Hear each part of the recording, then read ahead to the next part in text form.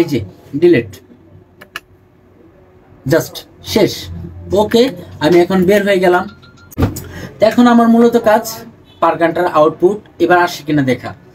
আমি এই যে রানে টিপ দিলাম, এই যে পেজ নিলাম না, এই পার ঘন্টার আউটপুট আসলে উনি বলছে যে আউটপুট নাই, আসলেই নাই। অনেক সময় হয় ম্যানুয়ালটা আপনার কেটে দেওয়ার পরে আউটপুটটা আসে, কিন্তু এটা জেনুইন ভাবে আউটপুটটা নেই। এই যে ওয়ান সিলেক্ট করা, রান এবং ওয়ান সিলেক্ট করা, কিন্তু কোনো প্রকারই এটার মধ্যে আউটপুট আসতেছে না, যার জন্য এটা আমার খুলতে হবে। এই ডিএমএক্সটা আমার খুলতে হবে। খোলার পরে আমি এখন সরাসরি আপনাদের দেখাবো যে এটা কিভাবে এটা ঠিক হয়। সাথে থাকবেন ইনশাল্লাহ। একটু ভিডিওটা লং হবে, তাতেও কিছু না, ভিডিওটা একটু লং হবে, তারপরও যথেষ্ট চেষ্টা করব শর্ট করার জন্য।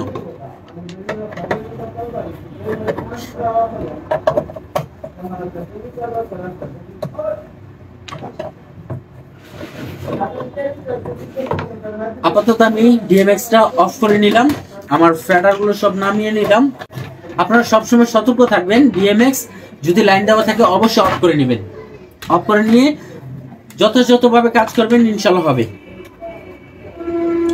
আচ্ছা, এই যে হলো আউটপুটের জন্য 448 পিনের একটি আইসি। মূলত এই আইসিটাই খারাপ হয়।